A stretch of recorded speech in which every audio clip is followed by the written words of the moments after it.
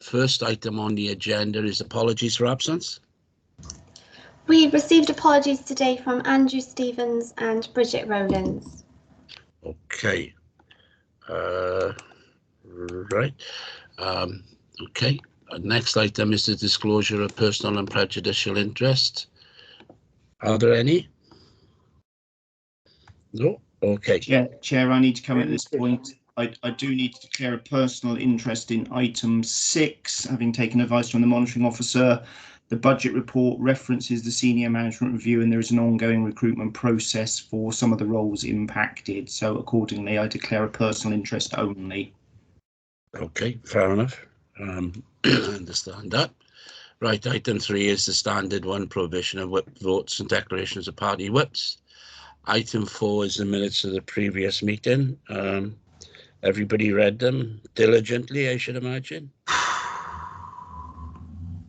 Okay, Des, there's no need to laugh. Any comments on those minutes? No? Okay, thank you very much.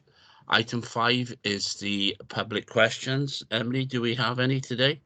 No public questions today, Chair, no. Okay, thank you. Then we move on to item 6, which is the budget proposals for 22-23 to 25-26. Rob, Leader, do you want to start this off, or do you want Ben to go through the minutiae of it first and then you come in afterwards? Yeah, Chair, I'll let Ben do the technical bits first and then I'll come in to do the overview. Okay, right on. Mr. Smith, sir.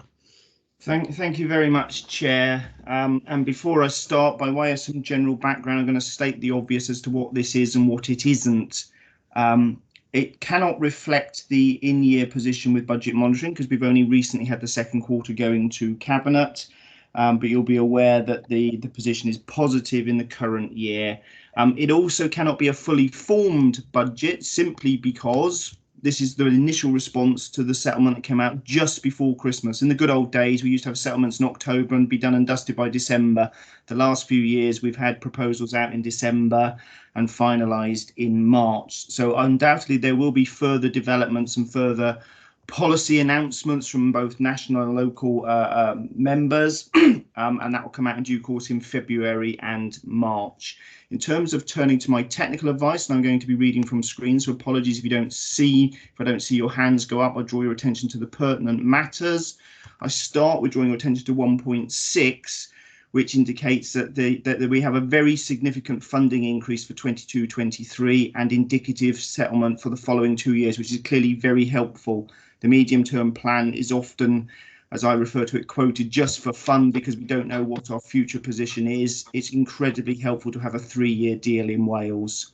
But the corollary of that and the final part of 1.6 makes clear that effectively funding for COVID-19 pressures is effectively removed from the Welsh Government settlement, simply because the Treasury is not budgeting for COVID pressures to continue into the new year. We'll see what happens depending on how the pandemic develops and hopefully transmogrifies into endemic rather than a new variant emerge. In terms of 1.7 at the end, I've got to put on record that it's extremely helpful that we do have a 3-year deal for medium-term financial planning purposes. The next pertinent bit I would draw your attention to is 3.6. At the time of writing it, because it was written rapidly after we got the settlement, it is indeed extremely welcome to get £33.9 million in cash for year one of a 3-year deal. And it means excluding the finance portfolio, which is heavily impacted by decisions on council tax and therefore council tax reduction scheme payments. Portfolios and directorates are due a 7% nominal increase in funding. I did go back and check, and since Swansea's inception in its current form in 1996, we've never had a settlement in cash that high. The year that CTRS came in ran us close, but clearly it's very helpful to have those nominal cash increases. Section 4.3 draws your attention to the medium-term assumptions on this first early cut and indicates that even with modest savings proposals in and the certainty of 3 years worth of settlements, you're talking about a set of budget proposals that emphasise that there's a net £80 million going into services over the next 4 years. I won't dwell too much on table 1, but that is because that may be where you have questions in due course, but that's where the meat of the proposals are in terms of the assumptions I've made. And it goes without saying that we have some interesting matters to balance this year. High nominal increases, very much front loaded for year one, but also inflation is pretty rampant. We have uncertainty over the current year's national local government pay award, let alone next year's, and a whole raft of demographic and other pressures that are going to affect the council as much as it affects households, albeit perhaps to varying timing and varying amounts. I'm thinking particularly about energy inflation, some of the green agenda, and some of the obligations in terms of the expectations about extra money for social care flowing from the social care levy. So we will probably come back in due course to table 1, but I draw your attention at the bottom of table 1, which indicates the current planning assumptions over the proportion that fits and sits between aggregate external finance, and you will see very much on the note marked 21 that it's very heavily front loaded with that 34 million pound uplift in cash. It does reduce in future years, but it's still material, 65 million pounds forecast over the 4 years, and 3 of the years are as near certain as they can be. And an assumption over council tax increases in note 22. I emphasise assumption. It's what it needs to be to balance at this stage of drawing the budget together. No final decisions are being taken. Drawing your attention next to section 4.4, and again I emphasise what I've already said.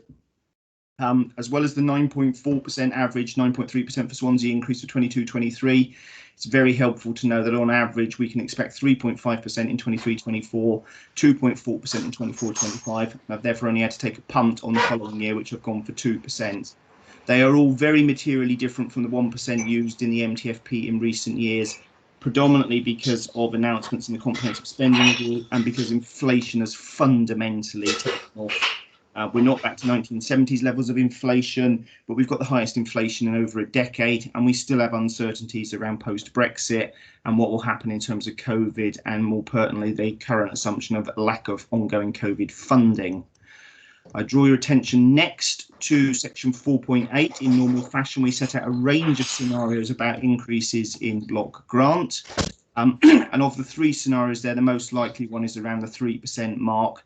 It's unlikely we're going to get 0, given we've got certainty of 2 following years settlements, and I think it's extremely unlikely we continue at 9.3% in future years. I do accept that it's an indicative envelope and settlements can be reopened, but I think that middle one is the most likely. And in previous years, you've had minus a couple of percent, nor plus a couple of percentage points. It's clearly a very significantly wider forecast sort of envelope. If I were the Bank of England producing their inflation reports and their fan charts, you'd have a very wide range of assumptions in terms of what the future could bring. Section 4.11 is one of those the items. It's about the capital block grant allocation, which falls into the category of it's too early to know with certainty, but it's important I draw your attention to it. The block capital support for 22-23 has been significantly reduced for all authorities. It is understood it's reinstated the following year, but at the moment there is a £2 million shortfall, and I deliberately leave it hanging at this stage because I await announcements for specific grants to specific capital grants to come, and it is hoped that there will be some significant capital grant announcements which will enable informed decisions to be taken by Cabinet and Council before we get to March.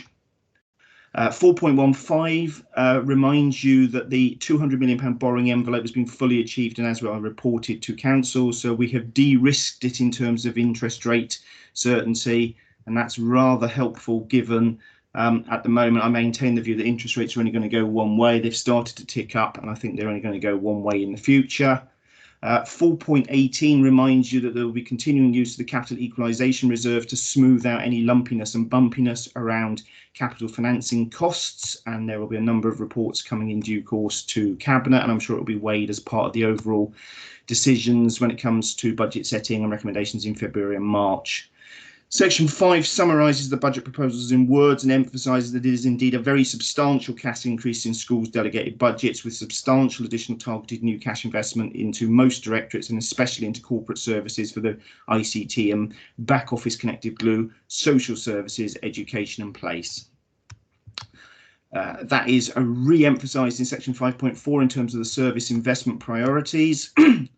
Section 5.5 and Table 5 sets out the review of planned savings, and when viewed in the context of £34 million going in, I think they are relatively modest compared to any previous year, and the impact will be minimal for residents and service users. But, you know, money is not unlimited, so money goes in and some money comes out. But I'd rather be in a position where it's materially money going into the budget. In similar vein, Table 6 in Section 5.8 provides a different slice of the same analysis and emphasises how modest the workforce proposals are compared to any previous year that I can remember. Section 5.10 onwards emphasises the school's delegated budget, and I draw your attention to 5.12 in particular, which emphasises that there is a headline increase of at least 7% in schools funding. That's headline, excludes the pupil deprivation grant and post-16 grants. So the core funding offer proposed by the council is actually worth 7.7%. It is understood that pupil deprivation grant increases, post-16 grant is going to be frozen. So it just again indicates that there are some matters still to be resolved between now and March when council makes its final decision. Section 5.13 and Table 7 emphasises the overall amount going into schools and what is funded. And again, compared to recent history, that's very, very substantial in nominal terms. I draw your attention next to the bottom of Table 8, which is in 5.15, which emphasises that with all the assumptions made and done, it comes to naught like it has to. That indicates you've got a balanced budget set of proposals for this first cut. Section 5.18, I draw your attention to the planning assumptions by Welsh Government, because it's going to be an unusual and interesting policy debate by members at this council and all councils. A 9% plus block grant increase is going to inevitably lead to people asking, well, what's the council tax increase going to be? Well, for the avoidance of doubt, Welsh Government has assumed that councils need to put standard spending council tax up 3.5% to maintain their spending power. That's going to be a difficult policy choice because obviously there is a fairly significant cost of living pressure on households and this council. And members, I'm sure, will weigh the policy options in due course, not only for the forthcoming year, but for future years, given that in future years the settlement is likely to be lower. But I'm sure you'll come back to that in terms of questions of me and decisions and debates that come on into Cabinet and Council. Section 6.2 sets out the usual range of risks, and they're all there, plus COVID and Brexit and all the usual ones we've got used to over the last couple of years. Clearly, the later ones around the future year settlements being wild guesses. They're rather more than wild guesses for the next couple of years, which is jolly helpful in terms of the medium-term plan. But COVID and Brexit and the inflationary genie and the supply side pressures do all add up to a range of unknowns as well as some firmed up knowns. Section 7 sets out our normal consultation process, again heavily compressed as it was last year given the lateness of the settlement, but I'll take the lateness of the settlement for certainty and some significant cash increases that we've had. Section 8 sets out the formal staffing implications, and you'll see at the bottom of Table 9, both in Table 9, the very modest proposals in terms of posts affected, and these are not compulsory redundancies.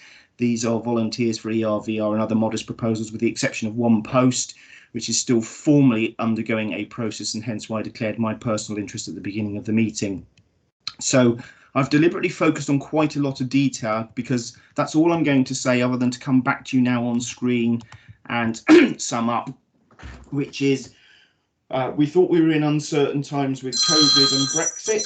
We remain in uncertain times. Nominal increases are clearly very, very substantial, and that's incredibly useful for the authority, and certainly the certainty of future year settlements is also incredibly useful. But as I've mentioned, inflation is the highest it's been for a decade, and when you think about real terms increases in future years, it is natural for me as your current Section 151 officer to hope for the best but plan for the worst, because I'm an economist first and an accountant second, and both of those are pretty dismal sciences at the best of times.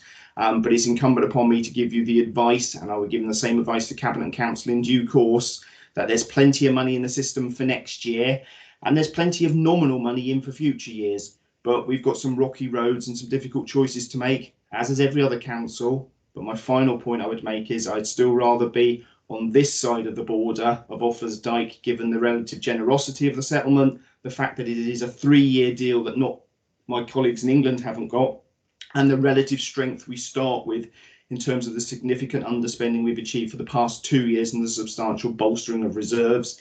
And as I've finally said, we haven't yet got the third quarter for the current year, yes, services are overspending on the basis of the second quarter, but that's due to COVID, and without that they would be underspending again. So I'd rather be a treasurer who's in a position of having substantial cash in the bank already, substantial cash coming for next year, and certainty of substantial nominal cash in the following years, even though I've got a list of problems, as long as you can imagine, as you all will have as members, when it comes to deciding what to do with the budget come Council in March. I thank you for that and hand back to you, Chair, at which point you probably will want to call the leader in. Thank you very much.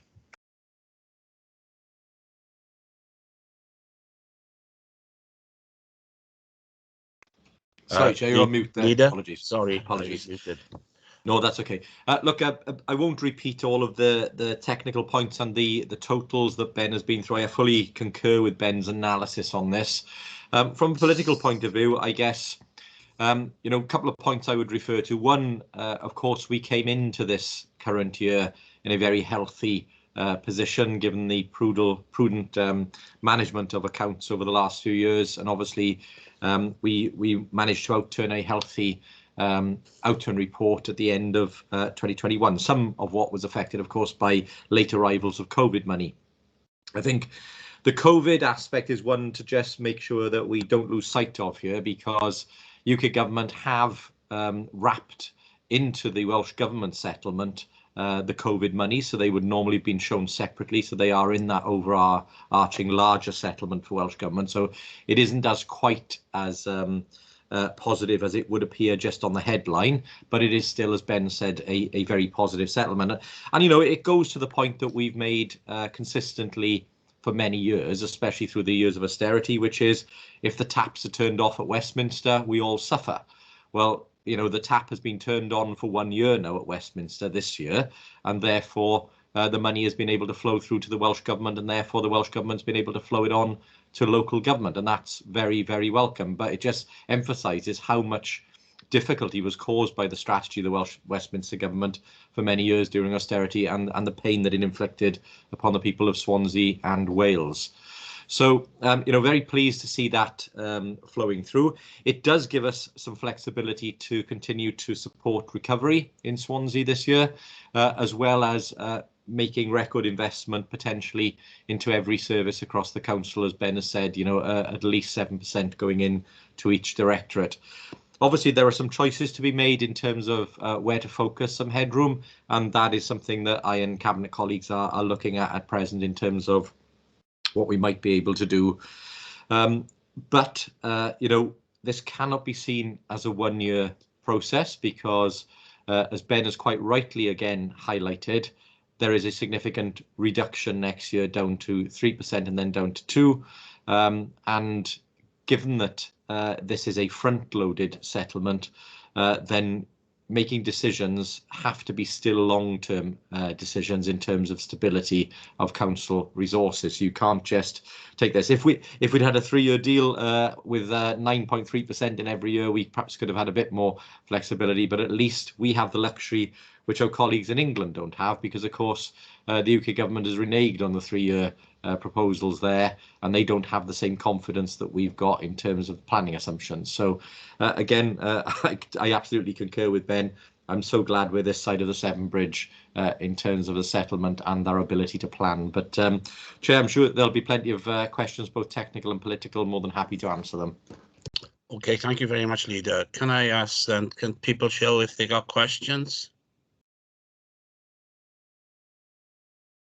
At the moment, none of you are putting it on. Hang on. Right, I got Linda James first. Councillor Linda James first.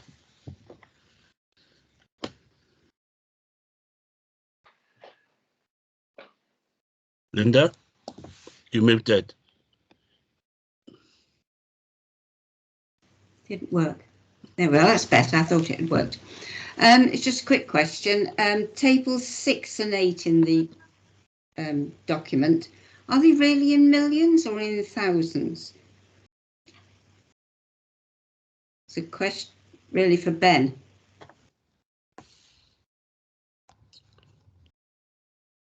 Ben? Mr. Smith? Because otherwise we're trying to make 4 billion savings. You're quite right, Councillor. Those are thousands, so we better change that one in terms of tidying up. Good spot. Thank you. I thought 4 billion was a bit much to We've try got to a save. budget, but we haven't got that bigger budget. Exactly.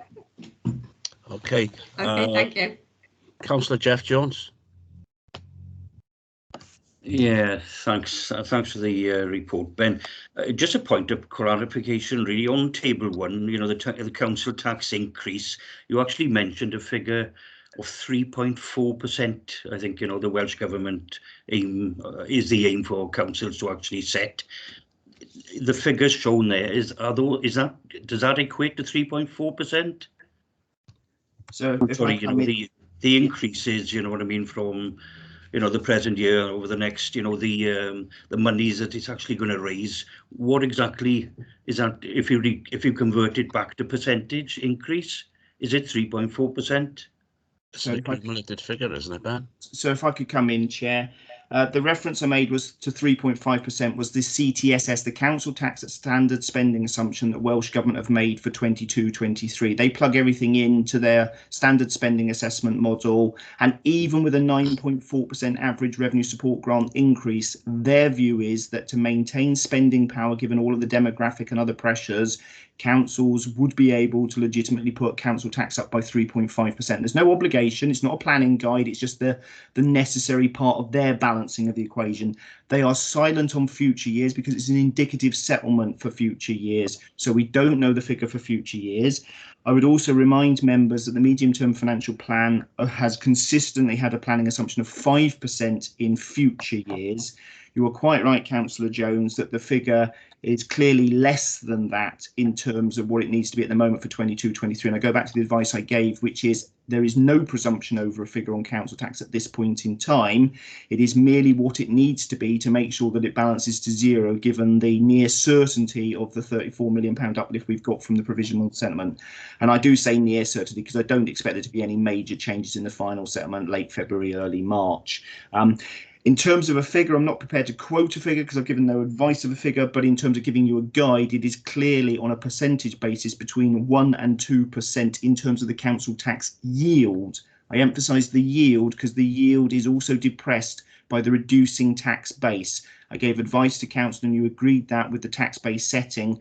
The collection fund has been in deficit for a number of years, turbocharged by the COVID pandemic, and I did give officer advice to slightly reduce the tax base. So the yield at the moment is clearly, you can infer, between 1% and 2%, but that does not give you a guide as to the level of council tax that will ultimately be set. But I hope that gives you a helpful sort of planning window, as it were. But as I say, no decisions will be taken. I can see the leader has indicated to and may wish to give a political response to that, as well as the technical advice I've given, Chair.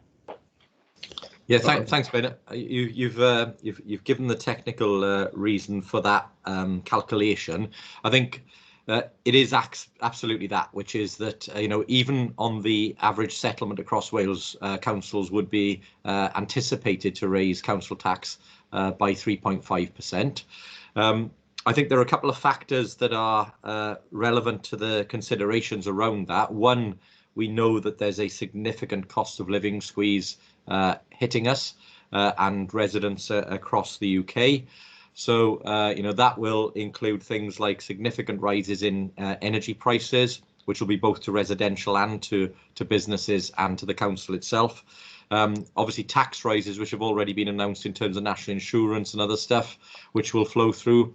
And then inflationary pressures. And inflation, I think, Ben, if I'm right, was about 5.1% at its most recent measure. So there are significant pressures already, both on budgets, because 7% sounds a lot because we've been living through austerity for many, many years. But when you build in the pressures that the departments, the costs of labour, materials and all the other things that we measure are added in, it isn't as significant as you would think. So there is an assumption of 3.5%. But as I said, you have to balance that against future pressures. And against the fact that we are facing a cost of living crisis before you get to I think what might be a more reasonable position. Okay. Perhaps if I could come back in, because the leader did ask me for advice on the level of inflation. He's absolutely right. The current level of inflation is 5.1% in terms of headline CPI. Of course, the next figure is out tomorrow. and I fear it's only going to go one way. And if it doesn't go one way, which is upwards for the avoidance of doubt this month, it will in April, with a number of administered rises that the leader has already referred to. I'd indicated in my MTFP assessment last year, let alone this year, that at least 5%. I think most policymakers are assuming at least 6%, may even hit 7%. And the leader is quite right. I mean, at the end of the day, it's my officer advice, which is you will need to weigh the medium term. And the assumption from Welsh Government is that 3.5%. I do get entirely the political comments that the leader has made, and I'm sure others will make in both Cabinet and Council around weighing up what is referred to as the cost of living pressure. For the avoidance of doubt, in terms of officer advice, to emphasise also, 1% on council tax is £10 to £15 on someone's bill. 2% is £20 to £30. It is very modest compared to a number of the other administered price rises that are coming, both in terms of energy bills and the tax rises that the leader has referred to. So I'm giving factual advice, not making a political comment, because of course I'm not able to. But clearly each of these 10s, 20, £30 do ultimately add up to pressures that are going to hit all households in April. And so I do understand that members will be wanting to weigh very heavily the political consequences and decisions of such matters, and I do entirely get that. But my final plea would be to members is to remember that whilst you don't directly feel the headline CPI inflation figure, wage inflation, other price pressures, particularly in raw materials and in terms of the capital programme, do ultimately mean you are facing those pressures too. And as the leader has rightly said, the headline figure looks good, but it soon disappears when you factor in all of the inflationary pressures. So it's great to have the money in nominal terms, but I don't underestimate the decisions you will all need to weigh when it comes to taking and setting a council tax for 1 year, but also having due regard to the medium term. Thank you. Jeff. Yeah, thanks for that. I was going to ask another question actually about the capital equalisation reserve, but perhaps we'll leave that a little bit later. Okay. Councillor Des Thomas. Thanks, Chair. Yeah, I think the leader and Mr. Smith has made clear that we shouldn't assume that it's going to be a 3.5% increase in the community charge at this stage, and it would be wrong for us to mislead particularly members of the public, because we are in a difficult financial state overall, aren't we? And you know, things are going to get worse rather than better. But isn't it really, really, really good that we're in this position at last? You know, we've gone through 10, 12 years almost of austerity with really depressing settlements, but at least this is a bit brighter this year. Can I ask a question on the fire authority? Have you met the fire authority chiefs, Ben, and are they aware that they're expected to ask for this increase of 3.25% on their levy, or are they likely to want more than that? My understanding on that last point, Councillor Thomas, I mean, I send my deputy to meet and represent the authority in discussions with officers. My understanding that is based on the likely level of increase that the fire authority is considering. We can never know it with certainty because it's set for the fire authority as a whole and is then distributed out according to population. And we often slightly suffer as a result of that. Cities tend to grow faster than rural areas. So there can always be bits at the margin, but it is my understanding that to within the accuracy of the budget proposals we allow for, because we don't budget to the penny, that it does fit with the assumptions that the fire authority officers will be taking and making and recommending to the fire authority. So I'm as confident as in any previous year that that is the right level for planning assumptions at the moment. It will be finessed come February, March, because of course the precepting bodies and the levying bodies don't need to set their budget until the 31st of January and notify me accordingly. Okay, thanks for that. Okay, thank you. Councillor Mary Jones. Thank you. My first question, they're all in the same section, which is 6.2. You say about the equal pay claims now are residual, but then we go on to pay and grading, and it's assumed as in previous years they be coming from directorate budget. is that significant, and is it mainly in one service area, or is it split across the directorates? And then you mentioned, it's further down, about staff leaving. Cost of staffing reductions could be significant, and again it's going to have to fall to departments, which includes schools. And then I think lastly there was another one about VR. So can you give us some more idea about how many people we're talking about in each of the sections, i.e. are there going to be a lot of pay and grading? Are we expecting to lose staff? And is the ERVR part of the other one that you've mentioned about losing the staff? I hope I made myself understood. Yeah. Yes, you have. And again, don't forget, this is the first report which also emphasises the medium term as well as just the immediacy of the budget you are facing. So it is obvious from the table which sets out that there are only 5 posts at risk, that in isolation for 22-23, there are no material costs likely as a result of departures under ERVR. But of course, all bets are off in future years if, as you know, the settlement is going to be tight and we don't know what inflation is going to be and what, more importantly, the national pay award is going to be. I've made an assumption of a national pay award of 3%. In terms of if cost of living is more like 7, that's going to be a really difficult one for the unions and employees, and difficult for national employers to strike an appropriate balance. There's no immediate pressure on the budget for 22-23 in terms of those items. Those are more in because it's also the medium term. Pay and grading itself, there is a backlog of grading appeals. The equal pay claims themselves, you're quite right, Councillor Jones, are very, very modest. There are pay and grading cases to come through. Compared to the budget, they are very, very modest. And the biggest risk to the authority is in terms of the overall cost of the pay bill. This year's pay award hasn't been settled by national employers. I don't criticise that. That's merely a statement of fact. But I don't know what this year's pay award is. At 1.75, at 2.75%, whatever it is, it's millions of pounds. 3% is millions and millions of pounds. The Welsh Government settlement made reference to expectations that councils will move to pay the real living wage, particularly in the social care sector. Those come to millions and millions of pounds. I've got no objection to any of them on policy grounds, and some of them are very much welcomed and needed given the pressures that the workforce is under. So the pay cost is more important at the millions, depending on what the percentage pay increase is compared to the risks of pay and grading. To some extent, you've got a report that's in normal format because it's turned around very, very rapidly over the Christmas period, and most of it does not apply for 22-23. But if you roll forward a number of years where you've got nominal increases which are not even going to match headline inflation, I think we've got some substantial respite for the next year, but those risks and pressures remain in. So they're kept in because it's referencing and reminding you of the medium term consequences. I hope that clarifies the position and explains why it may jar a little bit between big risks of costs but hardly any posts at any risk whatsoever in the current forthcoming year. Thank you, Councillor Jones. Thank you, Ben. Okay, Leader, do you want to come in here?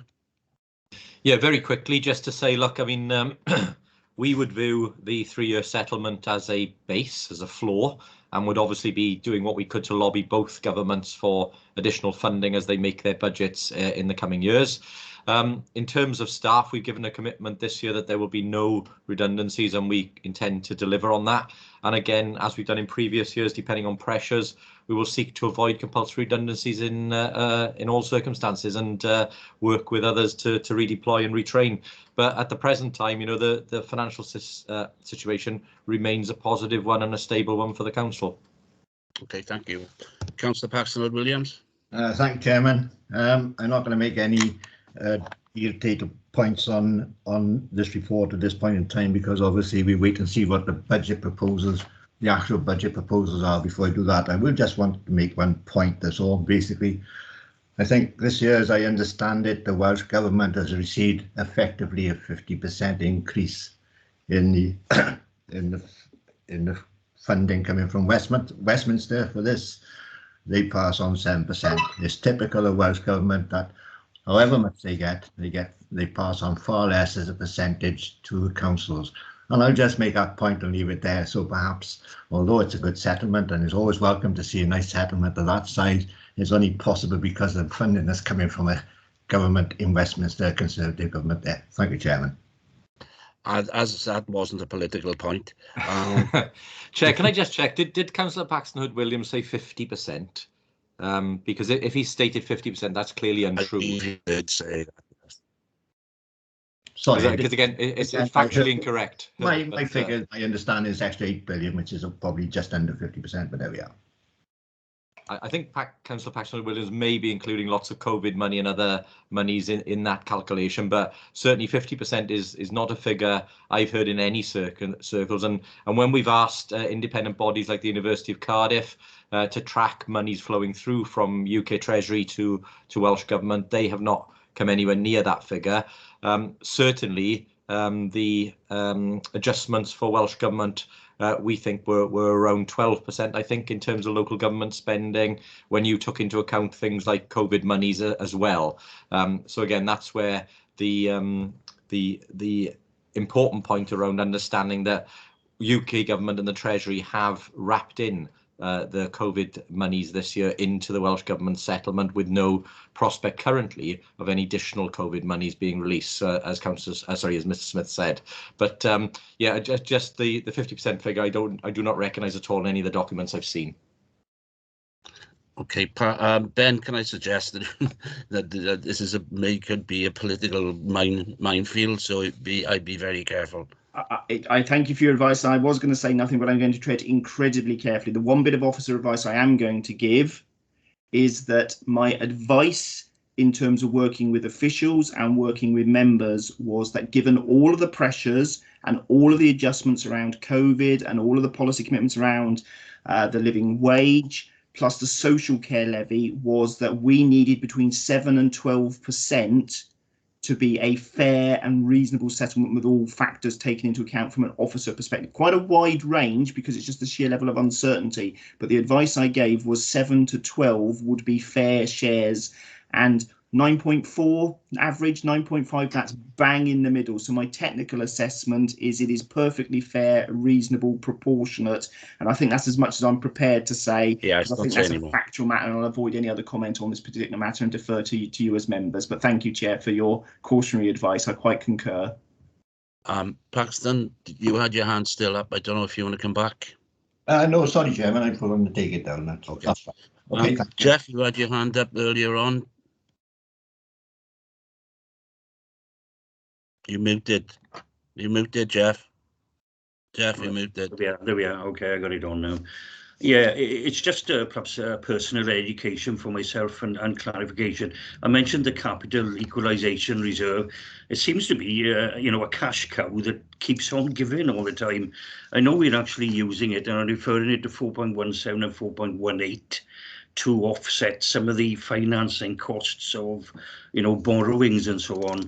It does actually mention that it's no direct impact on other social revenue budgets, but surely it's part of the budget. It's got to have an effect on other parts of the budget. It can't be a standalone item, you know, that we can actually dip into and so on.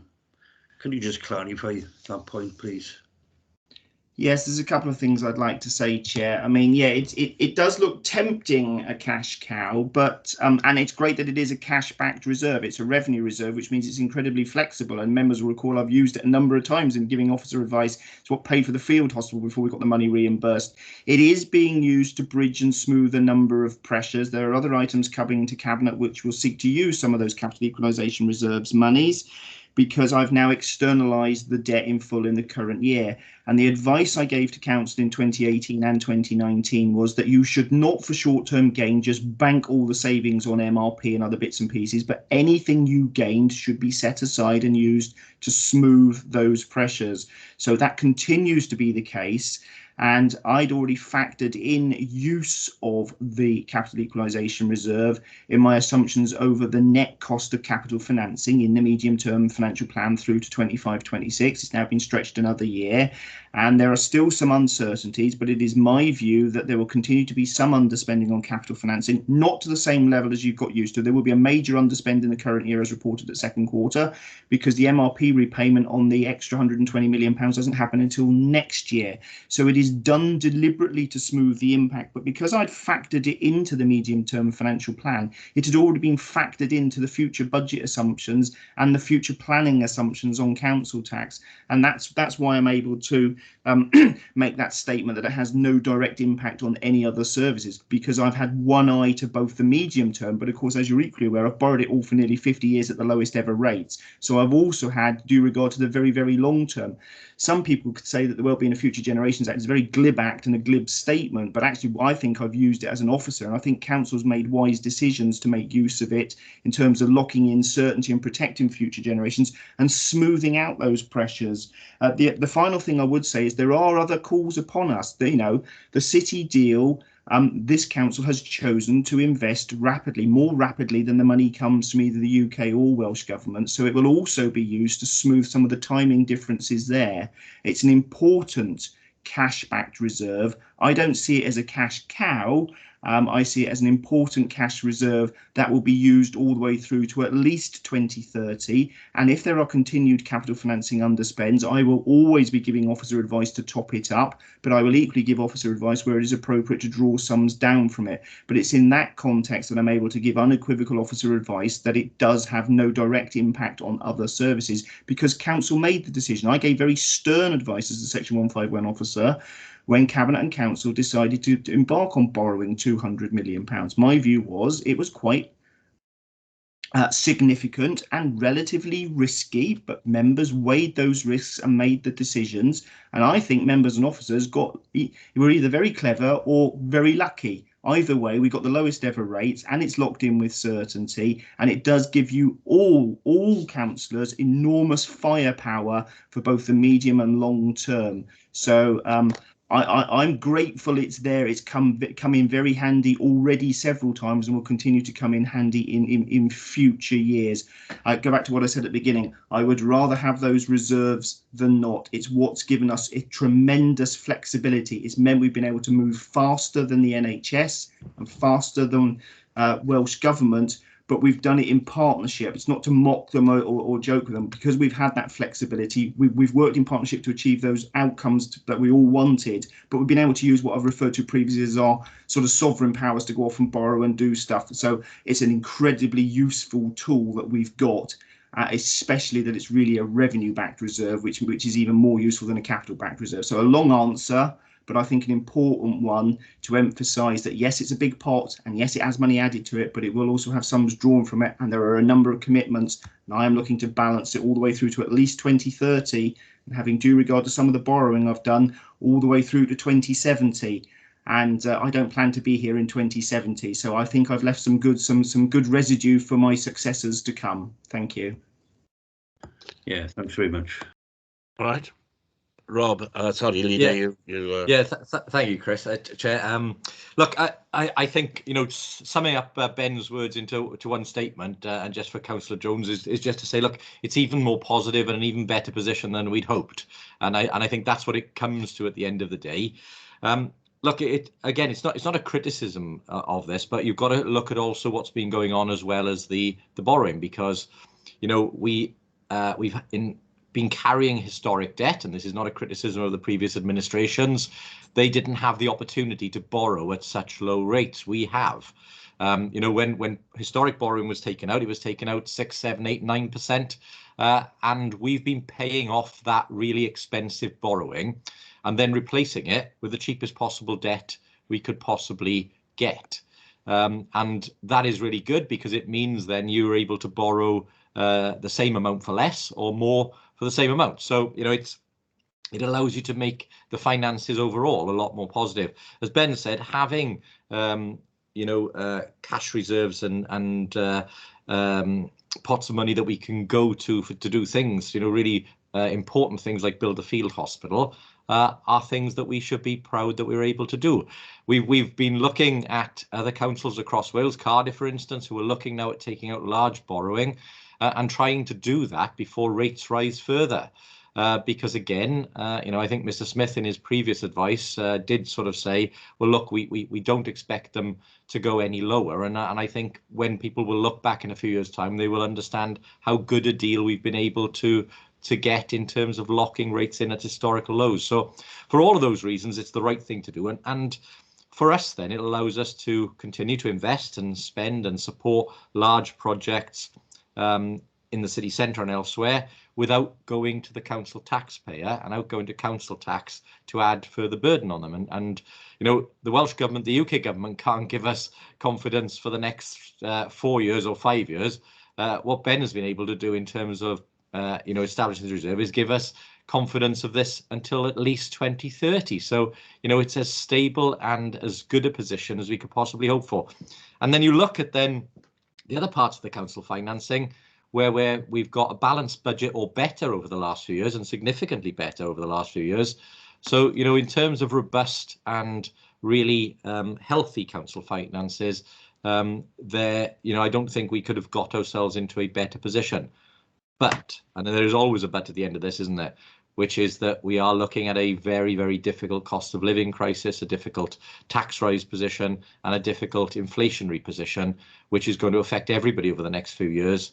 And therefore, that is where we need to be prudent going forward to make sure that we don't, as Ben said, you know, hit a big bump in the road and that we smooth out the journey ahead. So, you know, it's you know, simply, we're in a very good position, Jeff, and it's I know you raised concerns around borrowing in previous meetings and the cost of the city deal and everything, but you know, we've been able to reduce our costs, and I think, as Ben referenced, we have actually had an accelerated return in terms of the city deal payments anyway, because the UK and Welsh governments have condensed the time frame for money to come to us, and we've had a very healthy share of that already. So on all fronts, I think a very good picture. Okay, Jeff, you still got your hand up? Are you muted? Yeah, thanks very much. My apologies for the hand. Okay, is there anyone else got any questions? No, if that's the case, I have a few.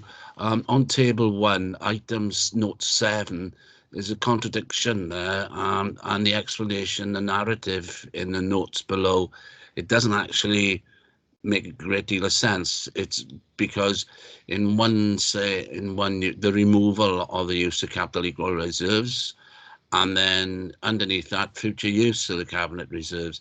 So I think it's a bit ambiguous, that one. So if you could clear that one up a little bit. The other thing is on that, the medium-term service pressures accepted. That is an accumulated figure of how much more the medium-term financial plan will cost. Am I correct? And then there is a social care extra money for adult services ranging from 2.5 million and then ranging to 10 million in 2025-26. Is that an assumption, or is that a planned increase?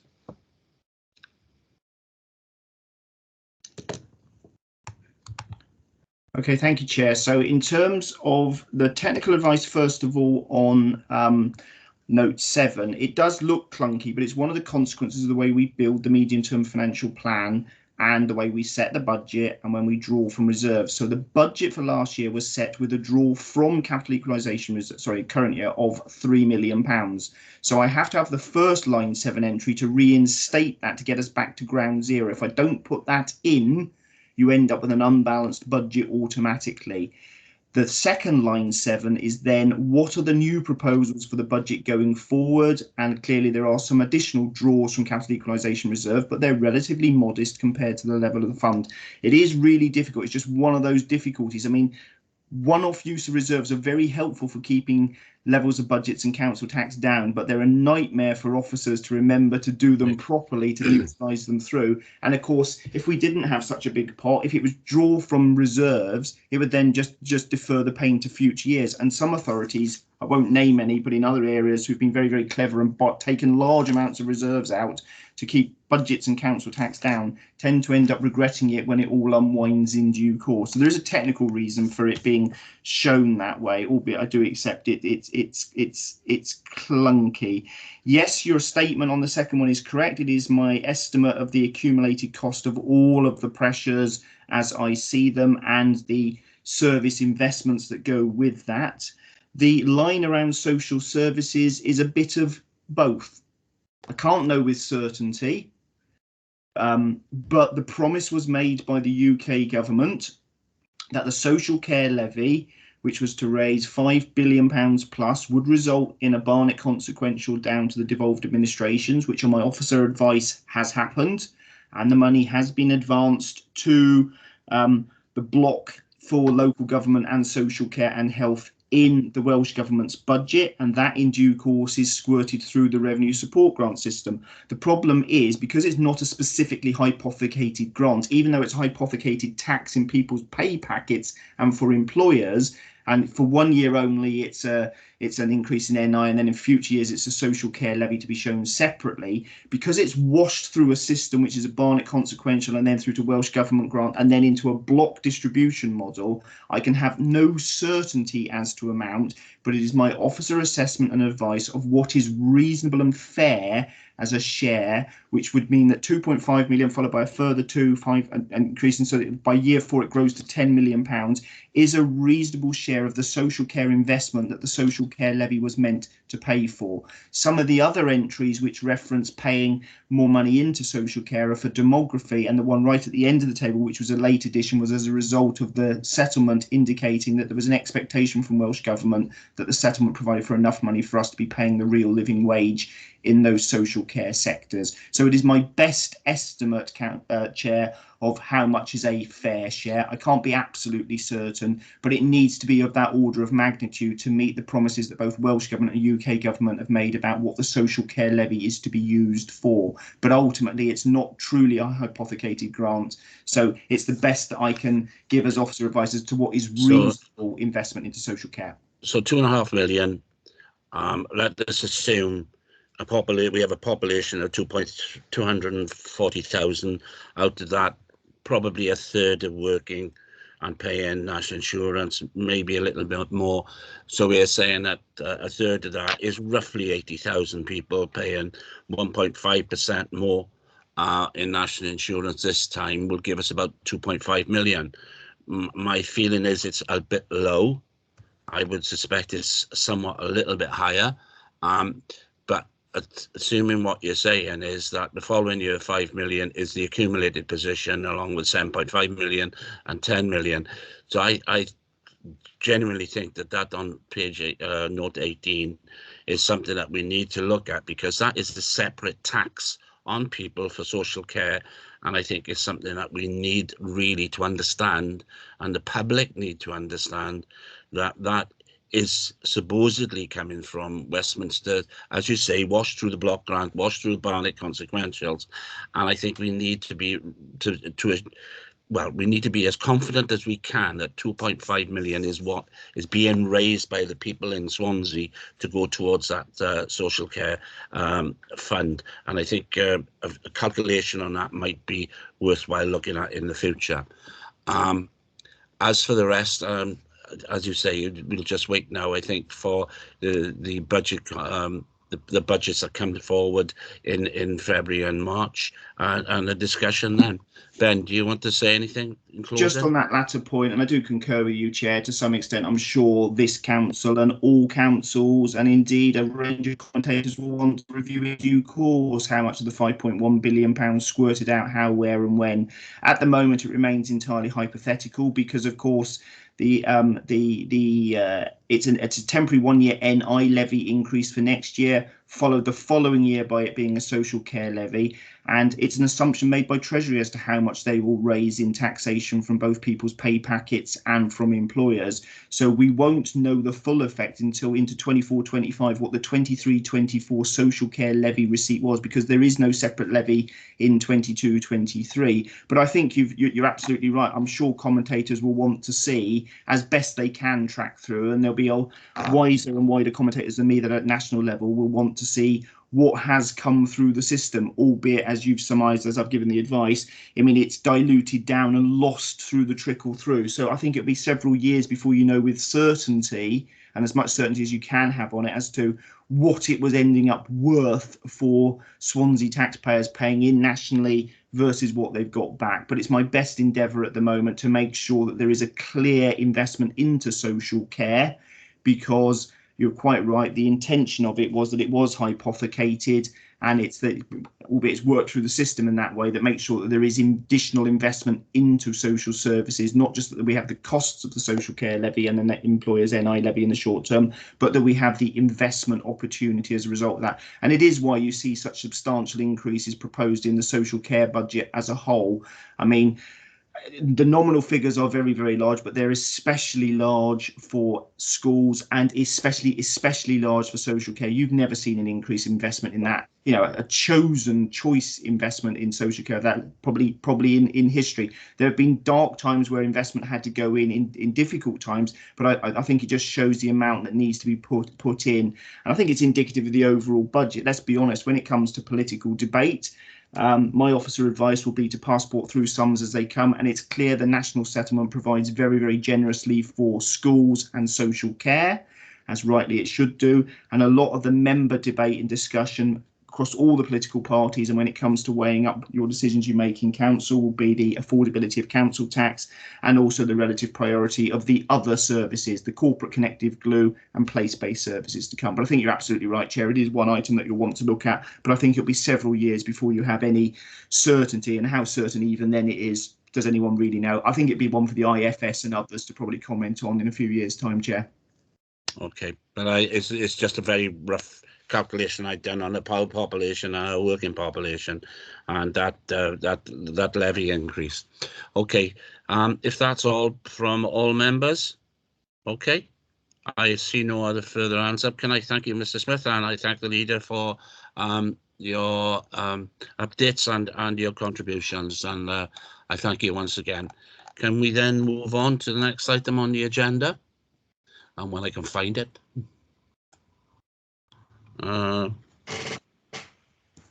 Sorry, next item is the Q2 performance. Thank you, Chair. I should probably start off by pointing the panel to paragraph 2, which is on page 6 of the report, and that sets out the broader context for the report, particularly in terms of the ongoing impact from the pandemic, and specifically its effect on performance during this period in the second quarter. If I can draw the panel's attention then to the data tables, which start on page 22 of the report. And then if we look at the graph on the first page there, which shows that nearly 58% of the indicators in the report improved, or they stayed the same compared to Q2 last year, although we are reporting 9 fewer indicators than last year, plus we have 20 new and non-comparable indicators, 17 of which are in the safeguarding priority. Looking at that safeguarding priority and the new indicators there, they're basically the result of a new social services performance framework that's been implemented by Welsh Government, and now they make up the majority of the indicators within this particular priority, which you can see in the pie chart on page 24, or page 3, if you're looking at the page number in the bottom left-hand corner. So we don't have any comparable data for these new indicators that we can report. So baselines are going to have to be established so that we can better understand the data going forward. Plus, social services has had a difficult introduction of the Welsh Community Care Information System, which may mean that we won't have any reliable information and baselines until next year. If we look back at the Director of Social Services overview, that's back on page 23 or page 2, and that describes the high levels of COVID transmission in the community and the effect that's having on demand, and then how that's been compounded by a lack of workforce capacity, particularly in child protection work and in adult domiciliary care, which is a national, not just a Swansea issue. In terms of children's services, the numbers of looked after children and children on the child protection register, they've reduced, whilst the overall numbers of children being supported has increased. And for adult services, there are backlogs in assessments, and and limited capacity to provide domiciliary care. But as is made clear within the overview, alternative forms of support are being put in place. And I'll pause there in case there are any questions. Okay, Councillor Paxton Williams. Thank you, Chairman. I think both the Chairman and the Social Services Scrutiny Performance Panels, which have concerns over the lack of performance data we're getting at the moment in terms of being able to properly scrutinise the way the process is going. And I know Councillor Des Thomas will know full well what I'm talking about and what we've been saying for some time. I understand completely that it's due to the implementation of the new computer system that has been introduced for social services, which obviously in the long term should prove to be very beneficial. But during these implementation periods, I think it is very difficult for the department. And not only that, I think it really causes them problems because they rely on those systems to provide them data in terms of respect of when they should be carrying out assessments and reviews. And so it has been difficult for them. I think it's been a perfect storm that they've had in terms of the arrival of COVID as well, or the work associated with that. And I think it's a real tribute to the departments, that staff within the departments, the way they've been able to work despite the lack of data, which they're often having to provide manually now instead of by computer, and it does make it difficult for them. I'm just saying, obviously the figures are not there. There's an awful lot of figures missing because of that. And the sooner that this system is implemented and social services can get back to having data that they can rely on, and certainly from a scrutiny performance review, then the sooner that we can have data to look at sensibly as well, I think the better. But I think I'd like to say that at this stage, I think it is a credit to the department that they are struggling on and making do with COVID, despite the fact that they are finding it far more difficult to get the information they need to do the job properly as well. Thank you, Chairman. Okay, thank you, Paxton. Richard, I tend to agree with what Paxton is saying, that some of the figures are very, very difficult to understand because of the new systems, and having gone through the entire report, there are things I think we're going to have to wait. The systems are going to have to reboot themselves, for the want of a better term, in the new year because of the COVID problems that we've experienced. And, as much as I think you've put a lot of effort into it, I think the monitoring report, we'll have to wait to the end of the year to see if there's a significant difference. Yes, that's right, Chair. I think you've both summed up the situation very well.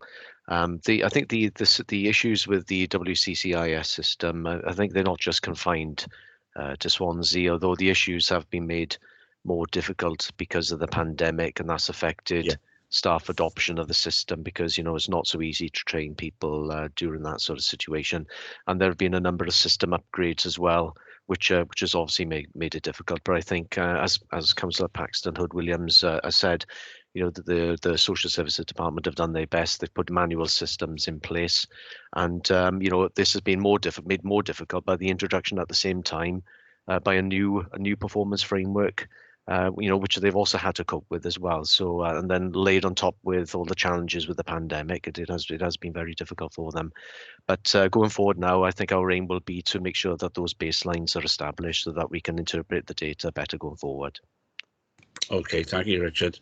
I'm not sure if you want to go through the rest of it because there's an awful lot of it there, which is, as you say, there's more to come, including education skills, and I think the big one is economic and infrastructure. There's a huge narrative there, and we've seen there's some nearly all green now. There are some red. Is there anything in particular that you want to point out?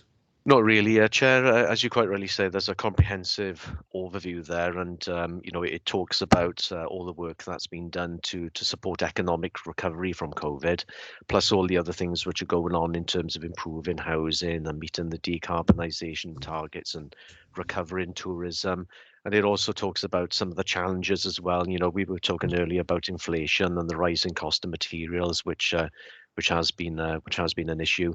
In terms of the performance itself, as you say, there's nothing really there to point out. There was a small drop in the performance of processing planning applications within the expected timescales, but that was due to two things really. One was staff vacancies, but the other issue was a greater number of planning applications received than normal. But there was just a small drop really, and nothing significant to note. I think the biggest one, if I'm honest, is the tackling poverty one. I think that's we are seeing a lot of red in that, but at the current time, I would think that would be, let's be blunt about it, I think that is likely to be the case at the moment. Transformation is again, and obviously we staff absence is going to be difficult at this time to calculate anyway. So I think other than that, Richard, is there anything else you would like to say? No, nothing, Chair. I think we've covered the main points in the report, I think. Okay. Any questions from any members? No? If that's the case, can I thank you, Richard? You've got an unenviable task of doing these. Who's got his hand up? Phil. Oh, sorry, Phil. Sorry, I do apologise. I didn't see it. It's not a question. It's just as you're aware, my background and when I done an apprenticeship, I always look at our apprenticeships within the council, and it's glad to see that we're consistent. We still had another 18 last year, which is good for the community, and to see that we are bringing youngsters along, although some of them are not all that young. But it's good to see that we are creating apprenticeships and securing jobs for the future. Thank you, Chair. Yeah, thank you, Phil, and I totally agree with that. Anyone else? No? Well, if that's the case, again, as I said, Richard, thank you very much, and thank you for your contribution. And I know you've got an double job at the moment. Okay, then we go back to the agenda. We've got the work programme. Now, there could be some changes in the work programme because of the we have got a couple of issues which we need to look at. But what I'm going to do is myself and Emily will look at it and then get back to you. In particular, there is the in February we've got a sustainable Swansea update. We need to have a discussion about that, but also then we have a meeting to the pre-decision on scrutiny, which is likely to take place at the end of next month. So if there's no questions, no issues with the work programme? No? Okay, if that is the case, then the next item on the agenda, let's have a look. When I can get it up, sorry, I do apologise. Okay, it's letters, Chair. Yeah, sorry, Des. I completely lost it. I do apologise. Yeah, it's the letters. Are there any questions on the letters? Okay, if that's it, if there's no questions, can I thank you all for your attendance? And I do understand it's been a bit longer than usual, but thank you very much for your attendance, and see you soon. Yeah. Take care, all. Thank you, Chair. Everyone. Bye. Thanks, Chris. Bye. Ta-ra.